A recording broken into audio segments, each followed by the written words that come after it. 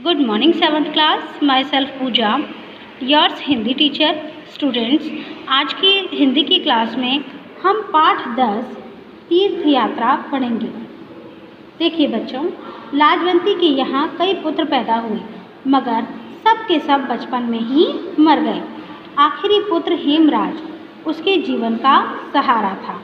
उसका मुंह देखकर वह पहले बच्चों की मौत का दुख भूल जाती थी. यद्यपि हेमराज का रंग रूप साधारण बालकों सा ही था, मगर लाजवंती की आंखों में वैसा बालक संसार में ना था. देखिए बेटा, जैसे कि आप जानते हैं, किसी भी माँ के लिए उसका बच्चा दुनिया के सभी बच्चों में सबसे ज़्यादा प्यारा और अनमोल होता है. उसी तरह लाजवंती के लिए हेमराज भी था. हेमराज लाजवंती का आखिरी पुत्र था और उसके जीवन का सहारा था. लाजवंती हेमराज की माँ जब भी हेमराज का मुंह देखती, उसका चेहरा देखती, तो वह अपने पहले बच्चों की मौत का दुख भूल जाती थी. देखिए बेटा, लाजवंती को उसकी इतनी चिंता थी कि दिन रात उसे छाती से लगाए फिरती थी, मानो वह कोई दीपक हो जिसे बुझाने के लिए तेज हवा के झोंके बार बार आक्रमण कर रहे हों. देखिए बेटे, लाजवंती को हेमराज की इतनी चिंता थी कि दिन रात उसे छाती से लगाए फिरती थी, मतलब कि उसे कभी भी आँखों से ओझल नहीं होने देती थी. उसकी इतनी देखभाल करती थी, उसकी ऐसी देखभाल करती थी कि मानो वह कोई दीपक हो और जिसे बुझाने के लिए तेज हवा के झोंके बार बार आक्रमण कर रहे हों. वह उसे छिपा छिपा कर रखती थी, कहीं उसे किसी की नज़र ना लग जाए. उसे खेलने के लिए भी घर के बाहर ना निकलने देती. अगर हेमराज कभी निकल भी जाता तो लाजवंती घबराकर ढूंढने लग जाती थी. देखिए बेटा, जो लाजवंती थी वो अपने बेटे हेमराज को छिपा छिपा कर रखती थी. उसे कहीं भी बाहर नहीं जाने देती थी. उसे डर रहता था कि हेमराज को कहीं किसी की नज़र ना लग जाए. देखिए बेटा, हेमराज जब कभी खेलने के लिए बाहर चला जाता था तो लाजवंती घबराकर उसे ढूंढने लग जाती थी. ऐसा क्यों करती थी लाजवंती? लाजवंती ऐसा इसलिए करती थी क्योंकि उसके पहले ही बच्चे मर चुके थे. ठीक है, अब वो हेमराज को नहीं खोना चाहती थी. ठीक है, इसलिए वो इतना घबरा जाती थी. गांव की स्त्रियां कहती, हमारे भी तो बच्चे हैं, तू ज़रा सी बात में यूँ पागल क्यों हो जाती है? गांव की औरतें बोलती थी कि भाई हमारे भी तो बच्चे हैं, हम भी तो बच्चों को अपने बाहर खेलने देते हैं, मगर ज़रा सा तुम्हारा बच्चा जब बाहर खेलने लगता है तुम इतना घबरा क्यों जाती हो, तुम इतनी पागल क्यों हो जाती हो? लाजवंती यह सुनती तो आँखों में आंसू लहराने लगते. जब भी लाजवंती यह सुनती थी तो उसकी आंखों में आंसू आने लगते थे और वह भर्राए हुए स्वर में उत्तर देती थी, क्या करूं, मेरा जी डर जाता है, मैं बहुत घबरा जाती हूँ. इस समय उसे अपने मृत पुत्र याद आ जाते थे. ठीक है, ऐसे समय में उसको क्या होता था, अपने मरे हुए पुत्रों की याद आ जाती थी और उसके मन में भय बैठ जाता था, डर बैठ जाता था. मगर इतना सावधान रहने पर भी हेमराज को बुरी नज़र से न बचा सकी.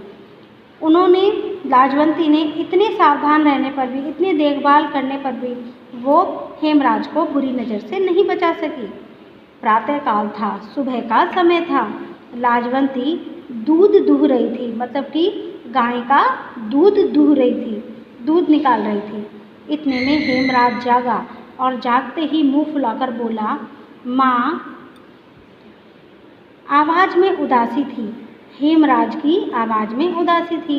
जैसे ही हेमराज की आवाज़ लाजवंती ने सुनी, उदासी भरी आवाज़, लाजवंती के हाथ से बर्तन गिर गया.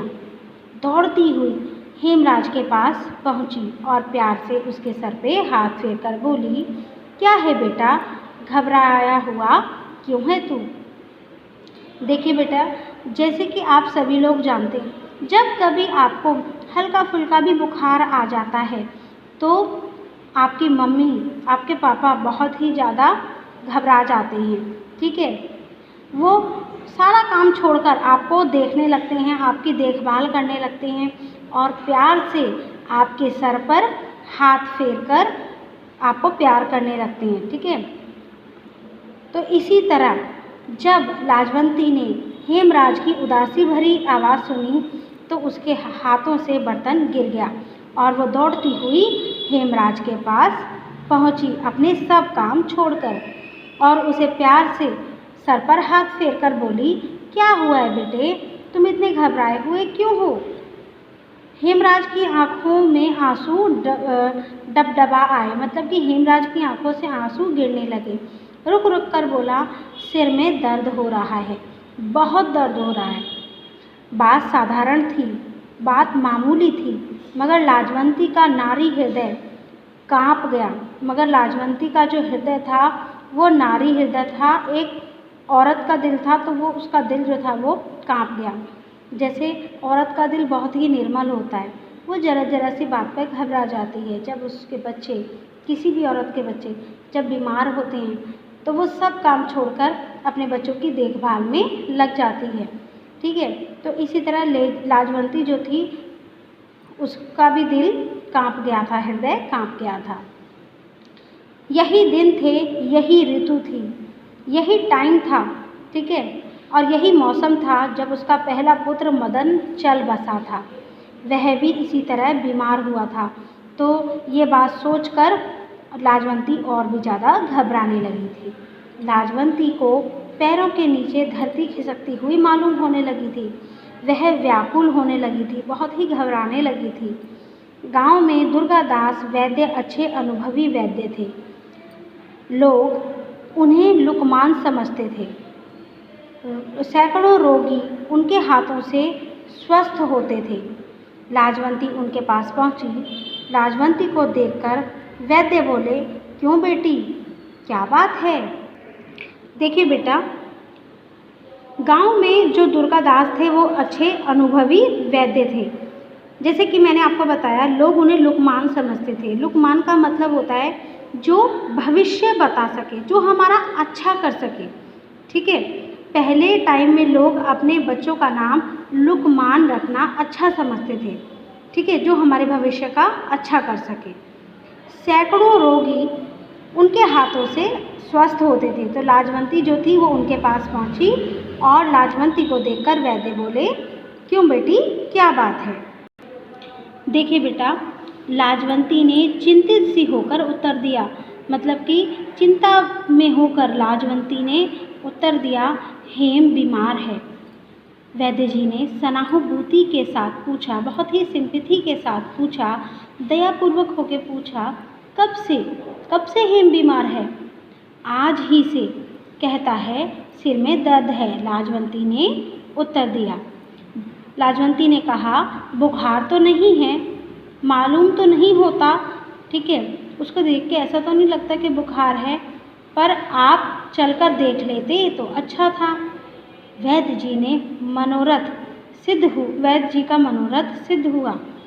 उन्होंने जल्दी से कपड़े पहने और लाजवंती के साथ हो लिए। जो वैद्य जी थे उन्होंने फटाफट से कपड़े पहने और लाजवंती के साथ उसके घर हेम को देखने चले गए। जाकर देखा तो हेमराज बुखार से बेसुध पड़ा था। मतलब कि हेमराज जो है बुखार से, बिल्कुल बुखार में भरपूर बेहोशी की हालत में पड़ा था। उसको अपना कोई सुध नहीं था कि मैं कहाँ हूँ और कैसा हूँ। वैद्य जी ने कहा, कोई चिंता नहीं, दवा देता हूँ, बुखार उतर जाएगा। लाजवंती के डूबे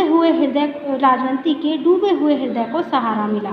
जब वैद्य जी ने बोला कि कोई चिंता की बात नहीं है, मैं दवा दे देता हूँ, बुखार उतर जाएगा, तो लाजवंती के डूबे हुए हृदय को, ठीक है, बहुत सहारा मिला। उसने दुपट्टे के आंचल से अठन्नी निकाली और वैद्य जी को भेंट कर दी। वैद्य जी ने मुख से नहीं कहा, परंतु हाथों ने मुंह का साथ नहीं दिया। वैद्य जी मुंह से नहीं तो बोलते रहे। वैद्य जी ने बोला, नहीं कोई बात नहीं, तुम रहने दो, परंतु वैद्य जी के हाथों ने मुंह का साथ नहीं दिया और उन्होंने पैसे ले लिए। देखिए बच्चों, इस पिक्चर में आप देख रहे हैं ना कि किस तरह वैद्य जी लाजवंती के घर आए और वह हेमराज को देख रहे हैं। ठीक है, तो देखिए बेटा, कई दिन बीत गए, हेमराज का बुखार नहीं उतरा। वैद्य जी ने कई दवाइयाँ बदली परंतु किसी ने भी अपना असर न दिखाया। लाजवंती की चिंता बढ़ने लगी। लाजवंती बहुत चिंतित होने लगी। वह रात रात भर उठ के सिरहाने बैठी रहती। लोग आते और धीरज देकर चले जाते। लाजवंती इतनी चिंतित हो गई थी कि वो रात रात भर अपने बेटे के सिरहाने बैठी रहती थी। देखिए बच्चों, जब भी किसी माँ का बेटा या किसी बच्चा बीमार हो जाता है, चाहे वो लड़का है चाहे वो लड़की है, ठीक है, जब भी किसी माँ का बच्चा बीमार हो जाता है तो माँ बहुत ही चिंतित हो जाती है। वो सब काम छोड़कर अपने बच्चों की देखभाल करने में लग जाती है। ठीक है, और जबकि हेमराज का बुखार नहीं उतर रहा था तो उसकी माँ को और भी चिंता होने लगी। वो रात रात भर अपने बेटे के सिरहाने बैठी रहती थी। लोग आते थे और धीरज देकर चले जाते थे। धीरज का मतलब वो लोग बोलते थे कि चिंता मत करो, आपका बेटा बिल्कुल सही हो जाएगा। ठीक है, तो ऐसा धीरज देकर चले जाते थे। एक दिन लाजवंती ने वैद्य से पूछा, हकीम जी, आखिर क्या बात है जो यह बुखार उतरने का नाम ही नहीं लेता? वैद्य जी ने उत्तर दिया, म्यादी बुखार है। लाजवंती चौंक पड़ी। उसने तड़प कर पूछा, म्यादी बुखार क्या? अपनी म्याद पूरी करके उतरेगा। पर कब उतरेगा? 21वें दिन उतरेगा, इससे पहले नहीं उतर सकता। देखिए बच्चों, एक दिन लाजवंती ने वैद्य से पूछा कि आखिर क्या बात है जो मेरे बेटे का बुखार उतरने का नाम ही नहीं ले रहा। तो वैद्य जी ने उत्तर दिया, म्यादी बुखार है। बेटा, म्यादी बुखार ऐसा बुखार होता है जैसे टाइफाइड होता है। जैसे नॉर्मल बुखार होता है, नॉर्मल फीवर होता है, वो दवाई खाने से उतर जाता है, मगर जैसे टाइफाइड जैसा बुखार होता है उसे उतरने में टाइम लगता है। ठीक है, और टाइफाइड जैसे बुखार का पता कम से कम हफ्ते भर बाद चलता है। ठीक है, तो ये एक ऐसा बुखार होता है जिसे ठीक होते होते थोड़ा सा समय लगता है। ठीक है, तो लाजवंती चौंक पड़ी और उसने तड़प कर पूछा, म्यादी बुखार क्या? तो वैद्य जी ने उत्तर दिया कि अपनी म्याद पूरी करके उतरेगा।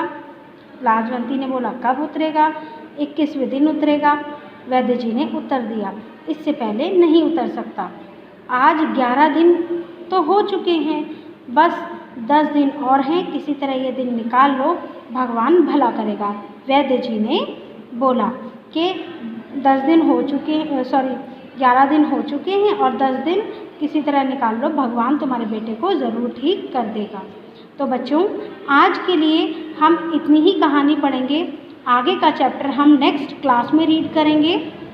आशा करती हूँ कि आप सभी बच्चों को ये कहानी जहाँ तक मैंने आपको पढ़ाई है वहाँ तक ज़रूर समझ में आई होगी। बच्चों, आज का आपका होमवर्क है, आज आपको ये पाठ जहाँ तक मैंने पढ़ाया है, आपको ये पाठ घर से दोबारा रीड करना है। Thank you.